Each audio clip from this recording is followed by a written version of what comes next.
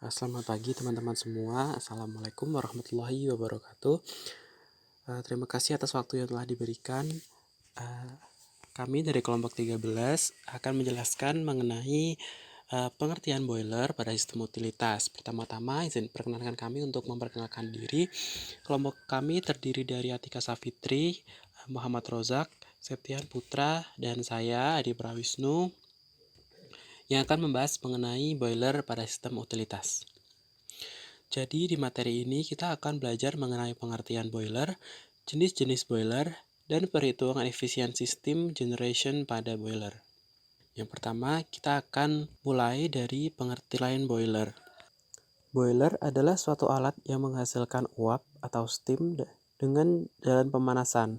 Steam yang dihasilkan pada tekanan tertentu kemudian digunakan untuk mengalirkan panas pada suatu proses. Proses kerja boiler secara umum adalah mengubah dan memindahkan energi yang terkandung pada bahan bakar menjadi energi yang dikandung oleh uap air. Itulah sedikit sekilas mengenai pengertian boiler. Lalu berikutnya kita akan mengenal komponen umum boiler. Jadi teman-teman bisa lihat di gambar. Yang pertama itu ada steam drum. Steam drum adalah komponen yang merupakan tempat penampungan pembangkit steam. Dan steam ini masih bersifat jenuh atau saturated steam. Yang kedua, jadi yang di sebelah atas kiri.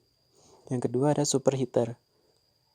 Nah, bagian ini merupakan tempat untuk mengeringkan steam dan siap dikirim melalui mainstream pipe dan siap untuk menggerakkan turbin uap atau menjalankan proses industri.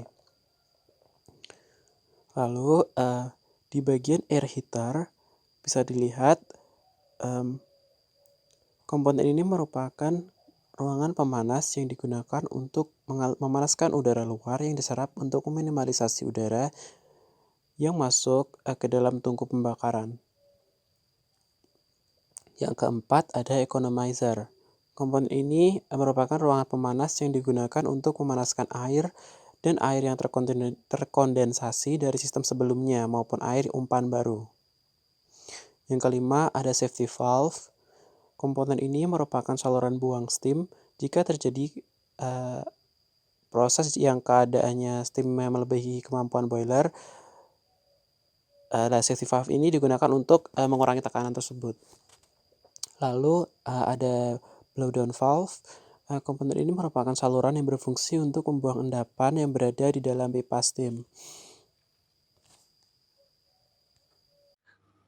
Nah, selanjutnya kita akan mengenal beberapa bagian pada boiler. Yang pertama, terdapat flame tube yang memiliki diameter ukuran yang cukup besar dan akan menghasilkan pembakaran yang sempurna. Kemudian terdapat juga combustion chamber, memiliki dimensi ukuran yang berbeda disesuaikan dengan jenis boiler yang kita butuhkan. Kemudian yang kedua, terdapat manhole, memiliki fungsi untuk mengetahui kondisi boiler secara cepat. Yang ketiga, terdapat wetback pada desain boiler sebagai atau penyedia ruangan pembalik air dingin. Yang keempat, terdapat side hole untuk mengamati pembakaran boiler dari sisi belakang tabung. Yang kelima, terdapat safety flap, berfungsi untuk menghindari kerusakan akibat pembakaran yang tidak sempurna. Kemudian yang keenam, memiliki fungsi sebagai tempat pembersihan secara cepat. Dan yang ketujuh, merupakan tempat eksploitasi bahan bakar fase 2 dan 3 yang akan memengaruhi efisiensi pembakaran.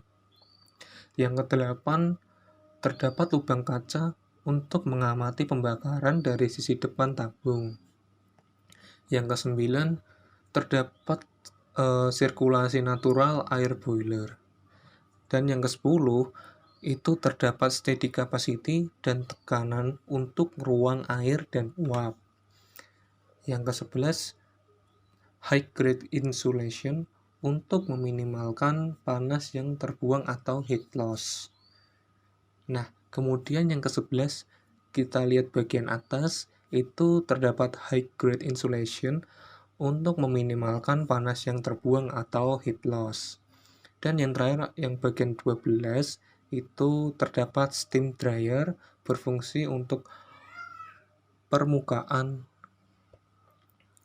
Nah, selanjutnya yang ke-12 terdapat steam dryer, merupakan permukaan evaporasi. Nah, selanjutnya kita akan membahas fungsi kerja pada boiler. Terdapat komponen utama. Yang pertama yaitu dapur atau yang biasa kita kenal sebagai furnace. Alat ini memiliki fungsi untuk mengubah energi kimia menjadi energi panas. Dan yang kedua, terdapat alat penguap atau evaporator, berfungsi untuk mengubah energi pembakaran atau energi panas menjadi energi potensial uap. Nah, dari kedua komponen utama tadi dapat memungkinkan sebuah boiler dapat berfungsi. Akan tetapi, dalam komponen boiler memerlukan komponen lainnya atau komponen penyokong untuk keberlangsungan kinerja boiler secara maksimal. Nah, setelah belajar mengenai pengertian, komponen-komponen, dan fungsi dari boiler, mari kita belajar tentang jenis-jenis dari boiler. Yang pertama, boiler dapat dibedakan berdasarkan tipe pipanya. Ada dua jenis berdasarkan tipe pipa. Yang pertama adalah fire tube boiler, dan yang kedua adalah water tube boiler. Fire tube boiler adalah jenis boiler di mana gas panas melewati pipa-pipa dan air umpan boiler ada di dalam shell untuk dirubah menjadi steam. Fire tube boiler biasanya digunakan untuk kapasitas steam yang relatif kecil dengan tekanan steam yang rendah sampai sedang. Untuk water tube boiler ini jenis boiler di mana air umpan boiler mengalir melalui pipa-pipa masuk ke dalam drum. Boiler ini dipilih jika kebutuhan steam dan tekanan sangat tinggi, seperti pada kasus boiler untuk pembangkit tenaga listrik ataupun yang lain. Nah, water tube boiler ini memungkinkan untuk tingkat efisiensi panas yang lebih tinggi. Jadi perbedaannya jelas, pemakaian fire tube boiler dan water tube boiler berdasarkan kebutuhan steam yang akan digunakan. Apakah itu membutuhkan steam dengan tekanan dan kapasitas yang rendah atau yang tinggi. Selanjutnya adalah tipe-tipe boiler berdasarkan dari bahan bakar yang digunakan. Nah, berdasarkan bahan bakarnya, boiler dibagi menjadi 4. Ada solid fuel, oil fuel, gaseous fuel, dan electric.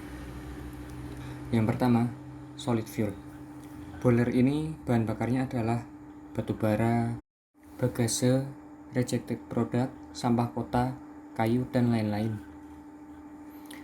Tipe boiler ini memiliki harga bahan baku yang relatif lebih murah dibandingkan dengan yang lain atau bahan bakar yang dari cair maupun listrik. Nilai efisiensi dari tipe ini lebih baik jika dibandingkan dengan tipe yang elektrik. Contoh perusahaan yang menggunakan boiler tipe ini sangat banyak. Contohnya adalah PT Dutatek yang berada di sebelah rumah saya. Untuk tipe selanjutnya adalah oil fuel. Tipe ini merupakan harga yang paling mahal bahan bakunya. Contoh bahan bakunya adalah solar, IDO, residu, kerosin, dan yang lain-lain. Efisiensi dari tipe ini lebih baik jika dibandingkan dengan bahan bakar padat dan elektrik. Contoh perusahaan yang menggunakan oil fuel boiler adalah PT Vale Indonesia menggunakan high sulfur oil. Selanjutnya adalah gaseous fuel. Tipe boiler menggunakan bahan bakar gas. Bahan bakarnya adalah LNG atau liquid natural gas. Harga bahan bakunya paling murah dibandingkan yang lain. Efisiensinya juga lebih baik daripada semua tipe boiler yang ada yang berdasarkan dengan bahan bakar. Contoh perusahaan yang menggunakan boiler ini adalah PT Miura Indonesia. Selanjutnya adalah tipe elektrik.